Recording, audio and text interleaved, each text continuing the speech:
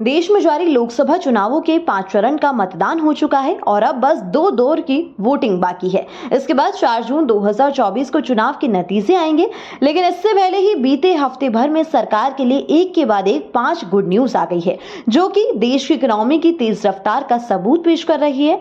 ये good news stock market से लेकर आरबीआई तक से जुड़ी हुई है। सबसे पहले बात कर लेते हैं स्टॉक मार्केट की, जो चुनावी नतीजे आने से ठीक पहले तूफानी तेजी से भागता दिख रहा है। सप्ताह के चौथे कारोबारी दिन गुरुवार को बीएसई के सेंसेक्स ने अपना पुराना रिकॉर्ड तोड़ते हुए 52 वीक का नया ऑल टाइम हाई बनाया। स्टॉक मार्केट में कारोबार खत्म होने पर सेंसेक्स 1196.98 अंक या 1.61% की बढ़त के साथ 75,418.04 के लेवल पर बंद हुआ। इससे पहले आखिरी कारोबारी घंटे में इसने 75,499.91 का लेवल छुआ, जो इसका नया हाई है। वहीं सेंसेक्स के साथ ही निफ्टी भी कदम से कदम मिलाकर चल रहा है। शेयर बाजार में गुरुवार को कारोबार के दौरान निफ्टी 50 ने 369.85 अंक या फिर 1.64% की छलांग लगाते हुए 22,997.65 के लेवल पर पहुंचकर बंद हुआ।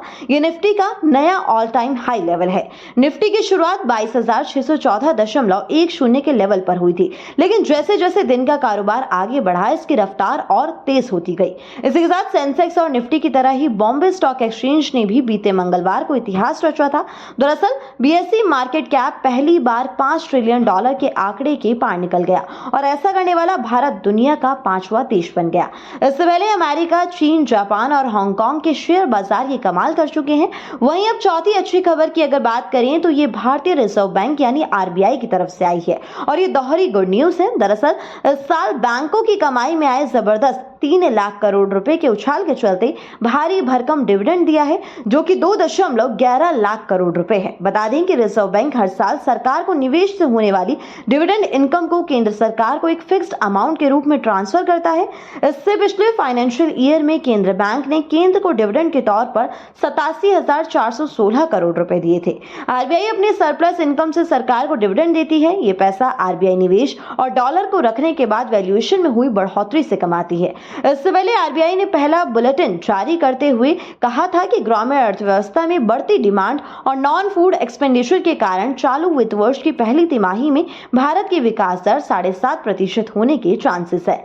वहीं अब अगली गुड न्यूज की अगर बात करें तो आरबीआई की तरफ से ग्रोथ रेट को लेकर शानदार पूर्वानुमान जाहिर करने के साथ ही संयुक्त राष्ट्र यानी कि यूएन ने भी भारत की बढ़ती हुई रफ्तार पर अपनी मोहर लगाई है और विकास दर के अनुमान में इजाफा करते हुए इंडियन इकोनॉमी को दुनिया में सबसे तेजी से बढ़ने वाली बड़ी अर्थव्यवस्था भी करार दिया है। संयुक्त राष्ट्र ने 2024 के लिए भारतीय अर्थव्यवस्था के ग्रोथ अनुमानों को 0.7% बढ़ाकर 6.9% कर दिया है। संयुक्त राष्ट्र ग्लोबल इकोनॉमी मॉनिटरिंग ब्रांच के प्रमुख हामिद रशीद ने कहा कि बेहतर आउटलुक, कम महंगाई, मजबूत निर्यात और विदेशी निवेश में बढ़ोतरी से ग्रोथ को सपोर्ट मिलेगी।